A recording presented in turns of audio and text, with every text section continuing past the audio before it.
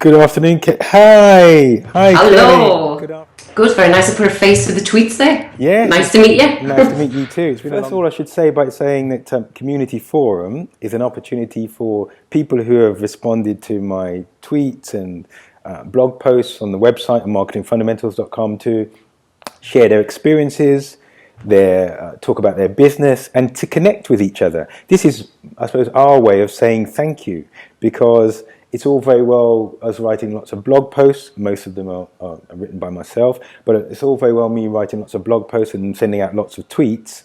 But I also want to express my gratitude to everybody who responds, because lots of people do read and do respond, but there are lots of people who just read and don't communicate.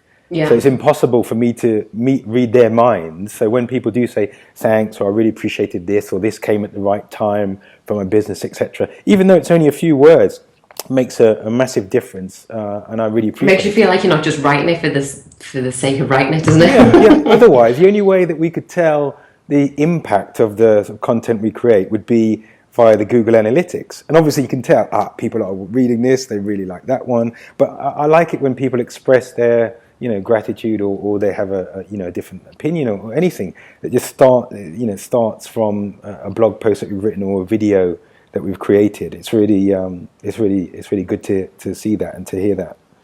So thank you for being brave enough, because when I first mentioned this, I just put it out there via Twitter, Community Forum, I'd like to interview lots of people who have connected and corresponded with the company and with my Twitter account, and everybody says, oh yes, and then when it comes time to actually schedule and do the interviews, people, speak, know, I'm not sure about that now. I think it's because it is quite scary. I think even when you do it on Skype, like I've only ever done one interview before with a chap in the States. Yeah. And like it's quite nerve-wracking, I think, when you do it. But with the likes of Blab and things, I think the more you play with stuff like that, the more you get used to speaking to people on a screen. Yeah, and I also think it's worth considering people do not expect you to be Jimmy Kimmel presenting his opening monologue. Or, you're not. You'll just be yourself, be authentic. And it really helps with how you come across and also to present your business. And I think often people think, I've got to be word perfect, the setting's got to be perfect. No, just be yourself and allow people the opportunity to get to know you a bit better. Because it's great. Yeah. I mean, you've got a YouTube channel, and we'll talk about that, and that's great. And you're active on your blog, and I've seen sort of Made in Business and Mrs. Mop Limited. So all of that's great. But when I speak to you, I get to know you a bit better, without doubt. Yeah. And when people are able to watch this interview, then they'll get to know you a bit better, and it will help with obviously the promotion of your business, but people understanding where you come from. So I suppose I should start with the first question, which is it's a gentle one. I'm not Jeremy Paxman, so it's going to be nice. We'll go slowly. We will. In. Absolutely. What is your story? How did you come to be where you are now?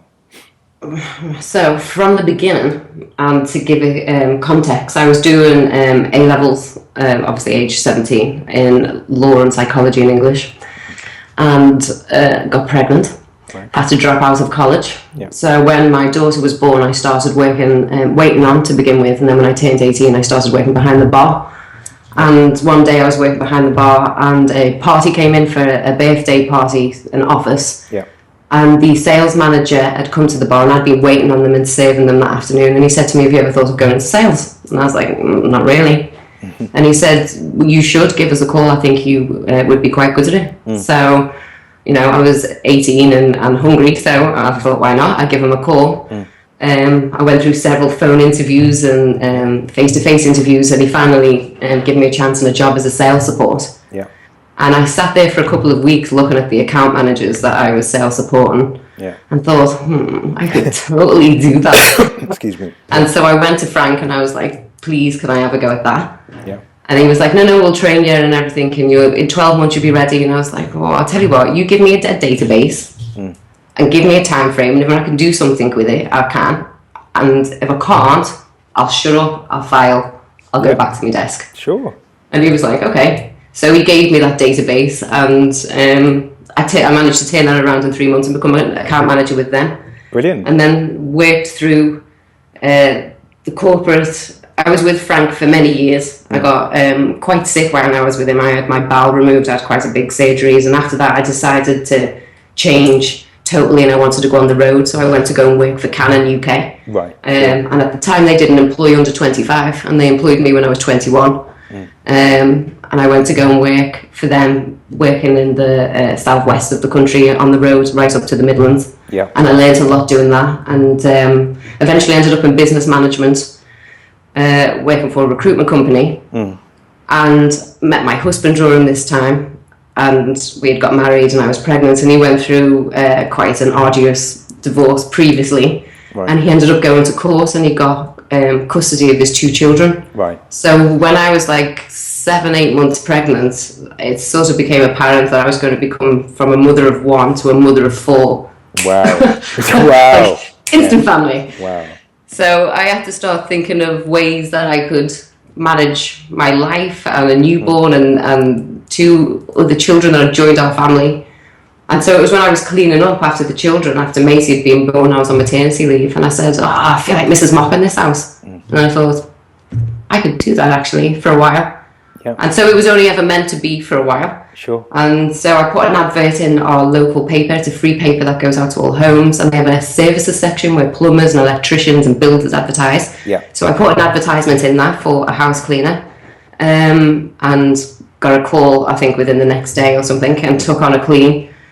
And I swapped my suit for a tracksuit, and I went out, and that was the birth of Mrs. Mop. Within 4 weeks, I had a member of staff, and I'd sort of fallen into something else. It was my second career happy accident. Yeah, yeah. So when was that point? Because obviously that's a turning point. You had a lot of commercial experience working on the corporate side, which was very good for you when it comes to obviously running a business. But was there a point where you said, well, you just mentioned it. When was that? Did you feel like it was a big change, or did you think, oh, I'll just test this out? Yeah, it was literally just a test out to begin with. I was thinking, like, it's something I can do around the children while they were at school. Yeah. It was something that I could do around the baby. I was cleaning the houses myself, and I was doing the leaflet drop-ins and things like that. And then in the evening, I would do the ironing, and then at the weekend, I would learn. I would read everything I could read, like all the startup sites, or like Forbes, Business Insider, like devoured it in my every waking, sleeping moment of how to turn it into a business when I started to realise it could become one. Yeah. But in the beginning, it was just an infill. I thought the kids will get bigger and I'll have a think about what I can do. But no, it was a happy accident. Do you think that you were, I mean, just taking your sort of career path in mind, do you feel that you transitioned into, so you're probably not somebody that thinks I was a natural born entrepreneur or natural born business owner. You just transitioned into it. Yeah. Yeah. And then found your sort of natural home, if you like. Yeah, I've always been a very autonomous employee. Yeah. Like when I worked in sales and things like that, I was very happy to be given my targets and to be given my area. And then I generally preferred managers to leave me alone unless I was not delivering or bringing them the numbers. Yeah. I'm not very good at being micromanaged. So when I became self-employed, it was quite a revelation to realise that I was in charge of the whole schedule. It was also quite a shock to learn all the other parts of a business, because obviously when you only work in one sector, you don't realise all the fulfillment and logistics and accounts and HR and all the other things that bolt onto an organisation. So it was a steep learning curve, but a very enjoyable one. Yeah, no, absolutely. I mean, in your sort of experience in the sort of corporate side and then moving to a business owner, that's there's some parallels with my career as well in terms of moving from sort of advertising agencies, direct marketing agencies, to becoming my own business owner.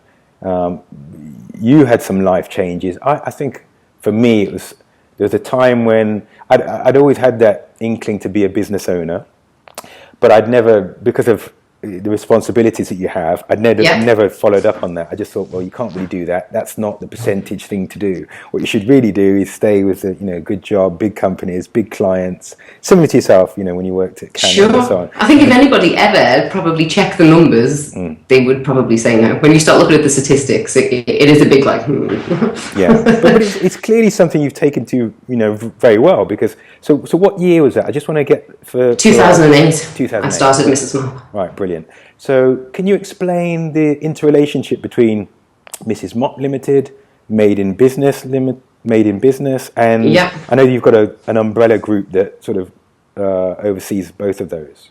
Yeah, so when I started, I was originally Mrs. Mop's cleaning and ironing, and it was just me, myself and I would go around cleaning and ironing. And then as I took on staff and it started to grow, it became apparent that the structure of the business had to change. Yeah. Once I started to process the business with the view of either franchising it or growing a branch network organically, when I started to look at all the work I had on and all the clients and the diversity, it was so complicated. Yes. I had so many streams and I was such a busy fool. And I hadn't realised, I made myself really sick because I think you're chasing yourself coming backwards. And I was saying yes to a lot of things, like I would do the old Richard Branson, like say yes and figure out how to do it afterwards. Yeah. Totally, I can do that. And then I would bring in something. And I'd got too crazy with the business and it got too big. So I ended up in hospital and I had to have a time out. And I had everything taken off me. So I had no laptop and I was like itchy. And it was then I decided to change how I did things. So when I came out of hospital, I dropped the ironing, I dropped the commercial laundry I used to do. I took my billing from about £11,000 a month right down to about £3,500, 4. Right. And because it was not right for me, and I was just drowning in something I'd created that was making me very unhappy, so I made it smaller. And then I decided to start to look at separating the business. Yes. So after speaking with my accountant, we decided to create the Mrs. Mop Group, and then underneath that there is the domestic side, which is Mrs. Mop, and then I now have another business which is MMCS, and they employ 2 different sets of staff, and they have 2 different websites, marketing, branding, everything, kind of 2 separate businesses. So with my view plan that I can franchise and develop the domestic side, or sell the commercial, or develop it, whatever in the future, it gives me more flexibility with the group. And then Made in Business came around from people asking me how I did Mrs. Mop. Yeah. And how did I get my clients, and how did I keep my clients, and how did I grow my business? Because I went through a stage where my business went very big very quickly, which was the shock. It's that yes factor. Yeah. And at my biggest, I had 35 people on my team and things like that. And people wanted to know how I'd done it. And also, excuse my French, but I'd had my arse bit so many times by my business. I could save people money by saying, listen, don't try that way, or this way works really good.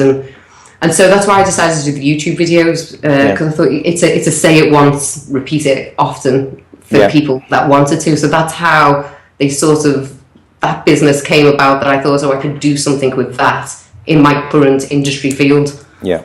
No, it's very stressful because, it's great. It sounds like you're a bit of a victim of your own success. The business was growing too quickly. There's all different elements to it. Did you then, at that time, take time to apply the Pareto principle? And what I mean by that is the 80-20 rule. So if you look at your business then, or you look at your business now, where is 80% of the revenue coming from? Is it coming from the Mrs. Mop side, or is it coming from the commercial side? My guess would probably be that. So I did, like in the beginning, I didn't.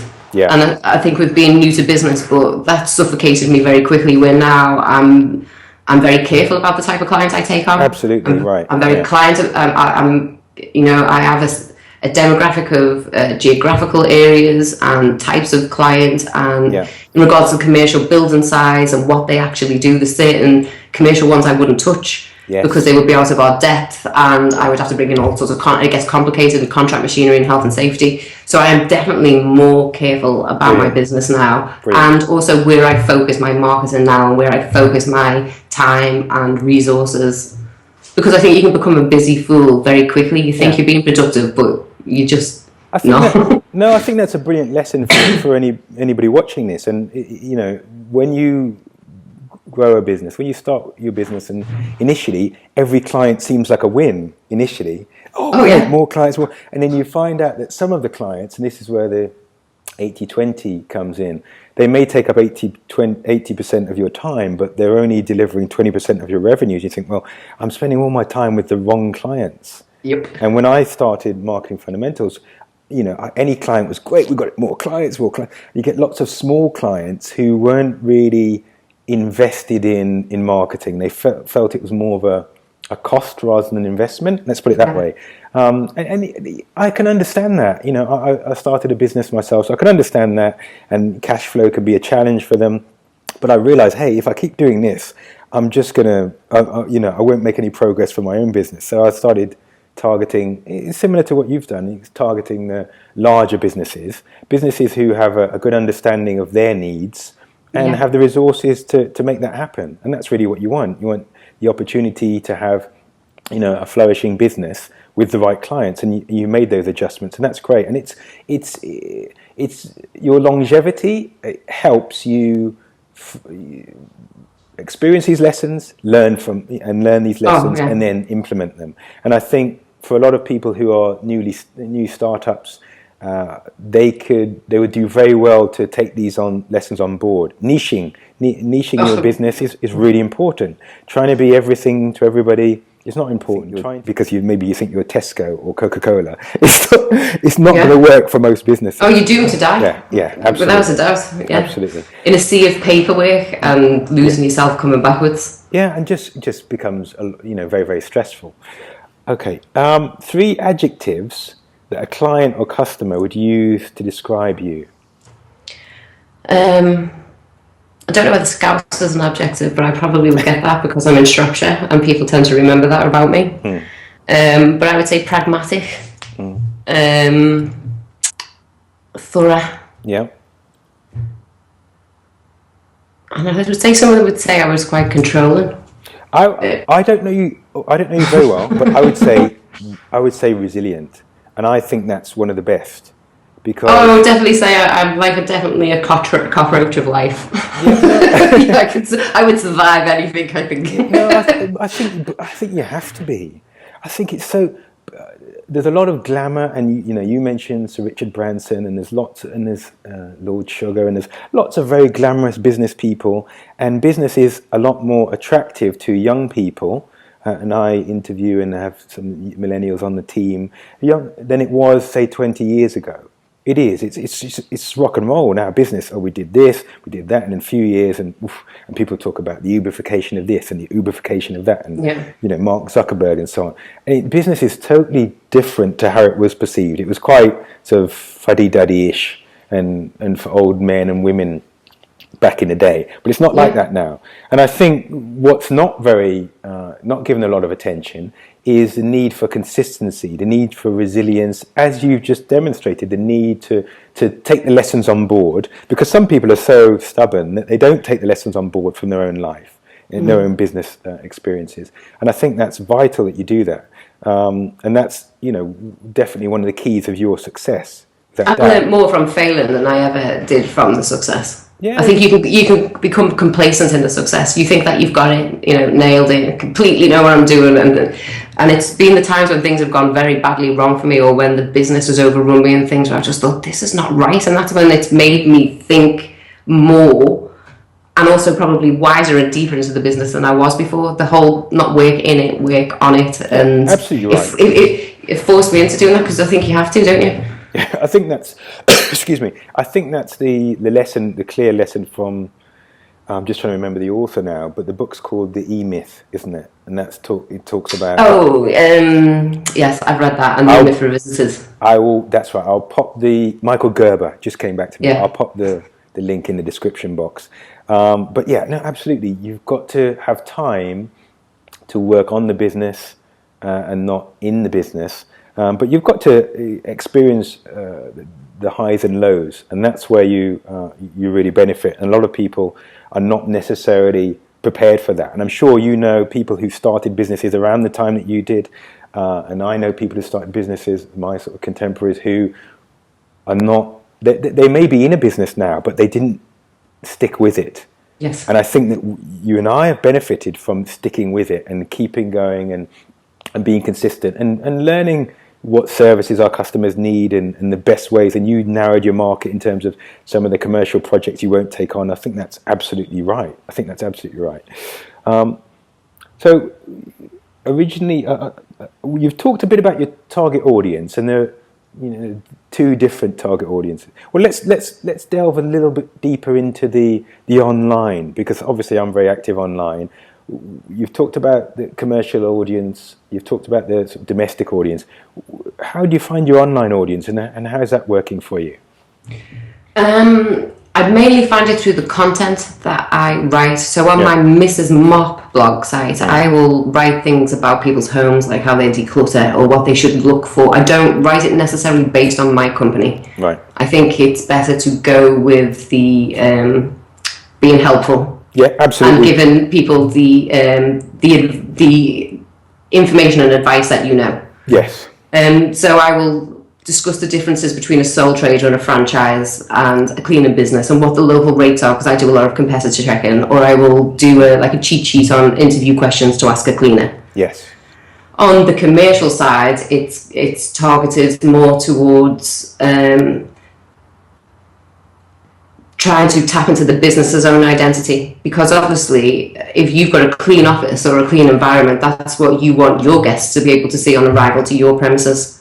Yeah. So it's selling it to the business owner that they would need a cleaning company, rather than getting their own staff to do it that would resent it or do a half-done job and things like that. That it's first impressions. Yes. And it's also good for cleanliness and keeps staff sickness down and all them things. So I do it through my marketing, through like the blog posts or the newsletters or the information of how we're trying to attract those sorts of people. On the made in business side, I market towards people that are either thinking of starting up a cleaning business or and have not moved or done anything with it. Yeah. Like you said, like people that start off at the same time, and I still see them, and they're still a one-man band, and it's trying to teach people how not to be scared and to take the leap. Yeah. Because there's so many people that get stuck in their own heads, and it's trying to say something here on Facebook. It's not rocket science, or using social media or Twitter or Instagram for business, or you can write a press release. This is all you need to do. Yes. So I have my different demographics for the different businesses that I target. I think that's good, and I think you need to. When I look at your online materials, and obviously speaking to you today, there's a lot of. It's very clear that you have a lot of energy around what you're doing, and I think too much probably. No, I think that's essential. And people say to me, "Mike, you're like some kind of content marketing robot. You just keep going." And yes, it's because it's around a passion that I have, and obviously around a passion that you have. But I also think there's a lot of people who, and I didn't realise this, and perhaps you didn't either, who really get. They call it analysis paralysis. They just can't take action. You'll give them all the information, and I do the same. And what you said was absolutely, spot on in terms of, being helpful. That's the essence of content marketing. It's not always trying to make a sale on this piece of content. It's delivering value-added content, and people build up a relationship because of that. And I think there's a lot of people who need to be given the right information over and over again, and some of them will then get over the line. And that's all we can do for those people. Yeah. We can't forcibly drag them over the line. They have to, do that themselves and want to actually take action. And that's something that I think I struggled with and perhaps you did. It's during that time when you're niching down on the right target because you're finding that some people aren't able to take action. So I think your energy is, there's lots of people in your sector, let's put it that way, who don't have your energy and aren't doing the things that you're doing. If you think about the services you're offering, there's thousands of companies doing that up and down the country, but they don't have the profile, and they've not taken the time to create a number of resources and the umbrella companies and so on that you have done. So you have to give yourself credit for that, given what you do, and the amount of energy that you put into it is will be another one of your keys to success without doubt. I want to move on to the next question now. Okay. So how did you come to be in Telford? Obviously, you were originally from Liverpool. Are you blue or red fan, actually? I am red. Okay. All right. I am red through and through. I have parts of the family that are blue, but my sector of family is red. Right, okay. We came because as Telford was developing in a new town a couple of years ago, there was lots of different companies located near. My dad is a tool room manager, Right. and he was located in to run a tool room, and thought it would be a great opportunity to get my brother and I out of the city and move us into a more quieter rural area where there would be more prospects, and it was a growing town. So I've been here for 20-something odd years now in sunny Shropshire. Yeah, no, that's great. I'm in contact with quite a lot of people, and in the UK we tend to move quite a bit, whereas in the US they tend to stay in their state quite a lot. So I understand the need for newer opportunities, and a different environment is good. Yeah. A different environment is good. What was the best piece of advice you've been given? You have 2 ears and one mouth, use them in moderation. Okay, and who reminded you of that? That was my very first sales manager, Frank Lavery. I think it was because I was always so enthusiastic. He always used to try to baby rein me and used to say, you miss so much. And I think listening is a lost art. You don't realise how many clues and cues and little tiny things that you will pick up on if you take the time to listen. And then when I read the Stephen Covey 7 Habits of Highly Effective People, and that was all about like the listening with people, always thinking about, and that made me think that quote, because you do, like when somebody asks me a question, you're thinking in your head instead of being present to what that person's saying. So that's my greatest thing, and I say that to my kids as well. 2 ears, one mouth, moderation. No, I think that's right. But when you're younger and very enthusiastic, you've got a lot of passion around something, you want to get going. Let's go. Let's do this. You don't want to sit around and listen and pontificate. You don't. You just want to get going. And, excuse me. I think being very energetic and enthusiastic is a plus. I'll take that. If I'm interviewing somebody and they're energetic and enthusiastic, I'd rather have them do that than just be very subdued. And you might say, oh, they're just listening. You've got to mix it up. But yes, you do need to listen, because some of the books I've read have pointed me to something that I found intuitively, and that's that building relationships is a key to everything, and listening is a part of that. So take it from there, rather than trying to look for the latest solution or new platform. Oh, Snapchat, we should be on. Obviously, content marketing, social media is what we focus on. So we should be on Snapchat. What are we doing? We're not on Blab. You're on Blab, etc. Hold on. Let's just focus still on relationships and building up great relationships, and that will help us on whatever platform we're on. So I think you're right. Listening. What would you do differently if you had the opportunity? I would systemize much earlier. Yeah. Much earlier. I would say to anybody starting a business, even if they've got a little notebook, write down how you did something. So that there's the beginning of a training manual for when you do eventually expand and you can take on your first employee. You've already got that stuff rolling. Yeah.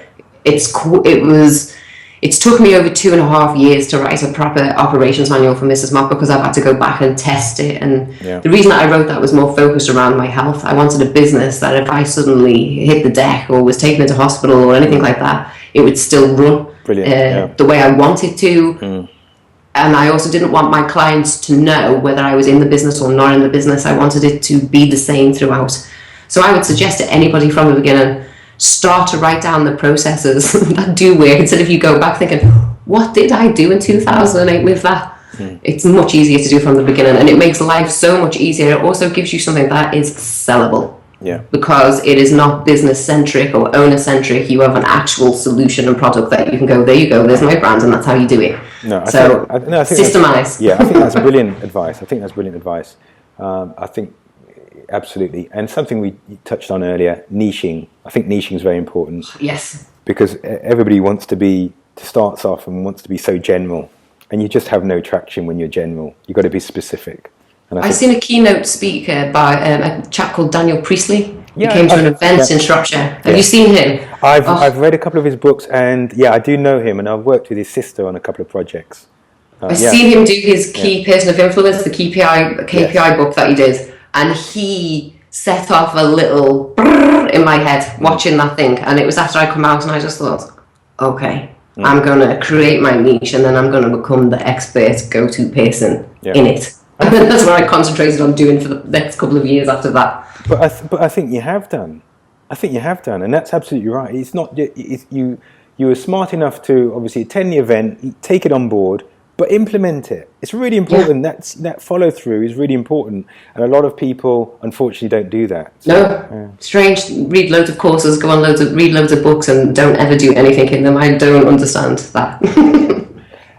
You spoke earlier about your team, and at one point you had 35 people, I think, and that's, I know from my corporate days, it's difficult to manage a big team, particularly if they're all line reports.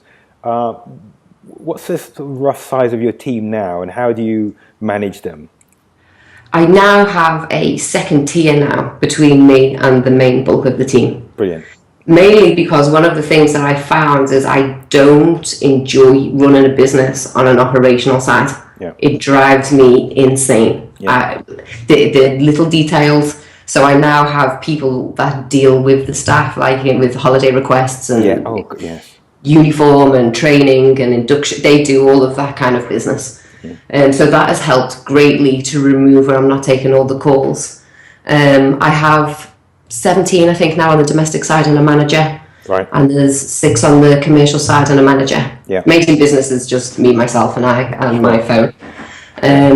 But I have 2 ladies now that help me, and they report into me, so I don't have to deal with all of the people all of the time. Brilliant. And that must free up your headspace to focus on what you need to do in terms of maybe business development, but also content creation. And I think Massively. That's right. I think that's absolutely right. I think if I didn't have those ladies, I wouldn't even have a business, because I wouldn't have been well enough to be able to do so. I had to create a buffer, and also I wanted to withdraw as the face. Yes. Because I was worried about my own consistency. So I've sort of, whether they like it or not, I've reeled them in as the faces. Yeah. And they sit and do it. And I think if I duplicate it, like I run in the next town up from me, I have cleans in there, and I'm considering now putting a manager into there, because it's becoming big enough where I can put a manager. Brilliant. And I'll repeat the process again, because it works nicely for me, and I can keep if I am poorly, I can keep in touch with my managers on FaceTime and on Skype. And I hope your health is going to hold out and you're going to be okay. Oh yeah, I'm tough as all boots, mate. It's more of a consistency thing. It's with it being autoimmune. Some days you're good, and some days you fall over. So that's why I always have processes and plans and schedulers and things, so that the world shouldn't know whether I'm festering at home in a dressing gown. Sure, and also you've surrounded yourself with, and you probably what was the recruitment process like? Because you probably got very good people around you, which help you feel a bit more reassured. I've got some very good. I mean, the one lady's been with me for 5 years, and she's so loyal. And there's been so many times that if it wasn't for her, I wouldn't even have Mrs. Mop. And she came with no business experience, but when I was in hospital at the time and I was quite poorly, she did everything. She did the invoicing, she took all the calls, she was awesome. Brilliant. And she's now, I've trained her and worked with, because she was a cleaner. Yeah. And she's now the manager of the domestic side, and she's my number 2. She is so awesome and so loyal, and she's brilliant. That's great, but you've also given her an opportunity, which is wonderful. We help each other both. Yeah, no, absolutely. Do you think your team, the current team, will change in the next 3 years, or you think you got it at the optimum levels now? Absolutely, it will change. I'm in the process now where I'm starting to think about my exit from the Mrs. Mop Group. Right. I've been running that now for 8 years, and I've developed it. Mrs. Mop is now at a stage where she's ready to franchise. She's ready to rock and roll if you want to, and I don't want to take that next step. I wouldn't be consistent. You would need an awful lot of energy to be able to take it to the next level and roll it out throughout the UK and things like that. So I've been thinking and speaking to my accountants about my exit from that. I would still like to be involved in it, maybe some way with the content, because some of the people I've spoke to would like me to continue in the same voice that the business is in. And that's where I would be hoping to move. So in regards to Mrs. Mop, I have not really planned the structure beyond my current structure. Right.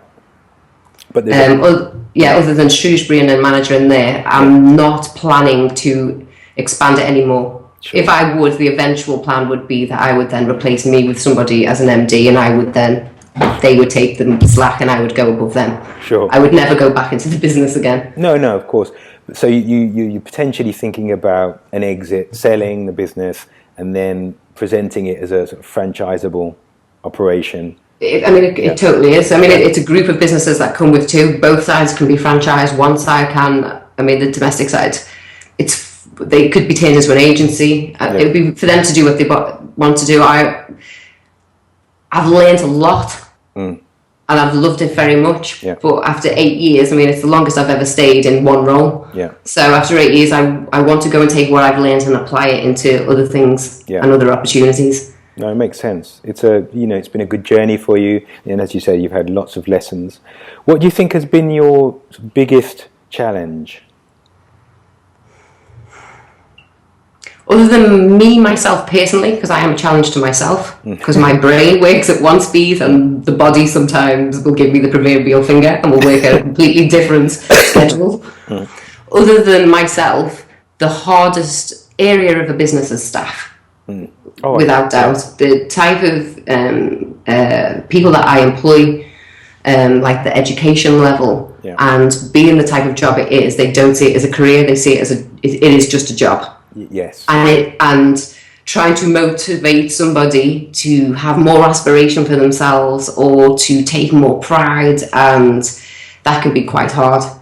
And also you can get some people that, they'll look outside and think, training today, I'm not going in. Yeah. Because it's not their passion.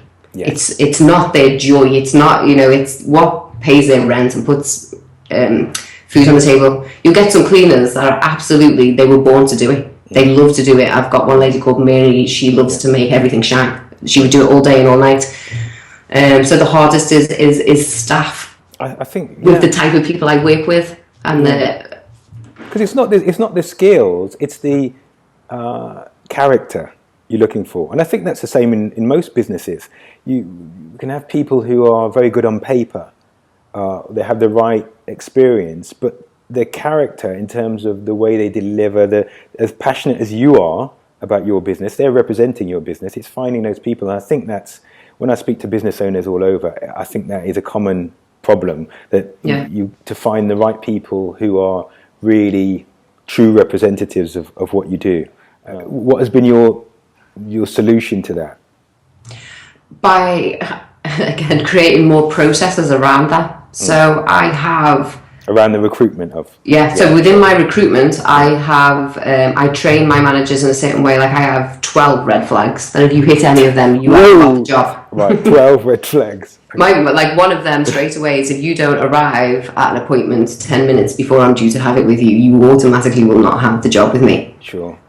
Yeah. Because if you can't start right, then of course, so we've narrowed things down like that. Then when I do employ the ladies, we have training induction processes, and then we catch up with them every 8 weeks to see them. I do Mop of the month. Right. So whoever has had good feedback from clients and they're in uniform and they haven't missed a day or an assignment, like they'll get a bottle of bubbly and a voucher to a restaurant and things like that. Yeah, that's good.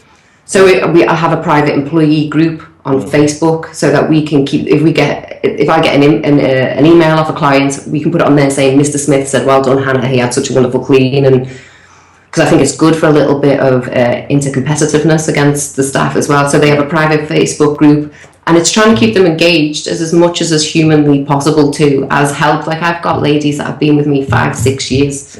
I've got one lady that's been with me, she'll be coming up to 7, and I've been trading 8. Yeah, that's so wonderful, very loyal. But also, if they don't make the probation, I have a probation period of 16 weeks, and I can tell whether, if they get past that, they tend to stay with me. Great. Now, it sounds like you're doing a lot for them as well, because given the area, the cleaning services, there's not often, private Facebook groups, lots of incentives, lots of engagement, community. It's because... It's brilliant. That's great. It's because it's a very unsexy profession.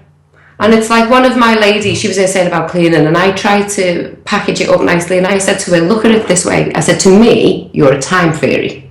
I said, if it was not for you cleaning that person's bathroom and kitchen, they would have to do it the weekend. You give them time to spend with their children, to read a book, to pursue a hobby, to visit their family. You've given the gift of time. How awesome a person are you? That's right. And she was like, oh. And I was like, so what you do is very important. Don't ever think what you do is not important, because you give people time to be family and things like that. So I think it's like in America, you can say you're a maid, and that can be quite respectable. Yeah. And you can make good money at it. Where in this country, we're a bit like, you're a cleaner. And I've heard people go, I'm not being a cleaner. And you just think, well, I've been a cleaner, and I'm very qualified, and I've had very good earnings, and you know, but so I try and make them feel better about a job that they do, because they do a good job, and they shouldn't have to feel less important because they don't wear a tie or sit in an office or whatever the case may be. No, I think that's really good. You're obviously you're a people person,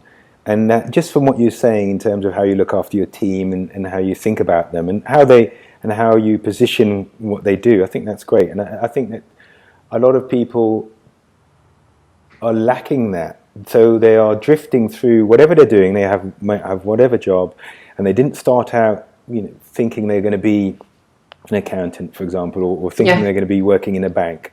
And what you've done, and this has been great to hear about this during this interview, you reached a point where you said, well, that current situation is not working for me.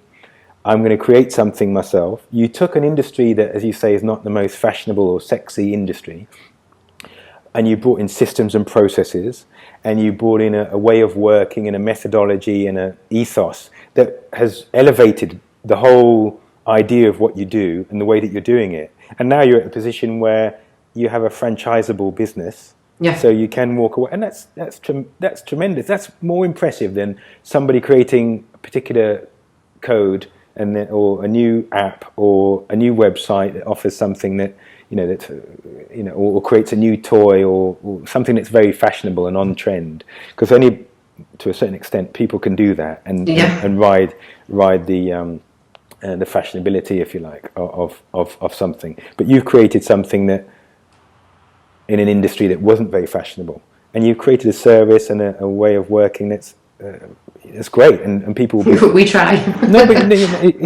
And also you have more, even though obviously you do have locations, but it has more of a brand feel to it, put it that way. That's what I want to do. That's the only way I know, because I was brought up corporate, if you like. It's the only way I know. No, it's brilliant. Who would you say, this is a final question, who would you say is your entrepreneurial hero and why? If it was going to be the main one, I think it would have to be Mr. Branson, Sir Richard Branson, for a couple of reasons. I think he persevered through his own dyslexia and his own problems, and to be able to create something for himself. And I love the diversity of the fella. I love the risk taken of him to be able to have gone into so many markets and have been so successful in so many markets as well. I think he has to be the template of the ultimate serial entrepreneur. Yeah. In regards to just who I admire, anyone that starts a business. Yes. Absolutely anybody that starts a business. Like, even staff that have left me and said, I'm going to go and start my own business. Like, for those people, I really want them to, because it's hard. Yeah. So for anybody that can take that risk and have a go and say, I'm going to try and do this for me, my family, whatever your reasons are, I tip a hat, because I think it takes lots of self-motivation, self-discipline, and you really, really have to heart and soul, sleep, drink, eat, breathe, sleep, everything. Yeah. So I respect anybody that has a go, and anybody that runs their own business. I think fair play to anybody that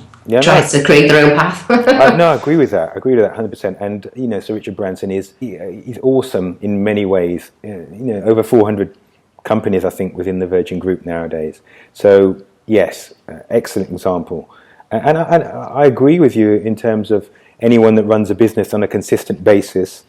Yes, because after maybe 2, 3, 4 years, we can all sit in a room and start to have similar conversations, because we've had similar challenges around recruitment of staff, around managing cash flow, around expansion, around all of this, building up relationships with potential business partners and so on. We all have similar similar experiences. And it's been great, Kelly, speaking to you.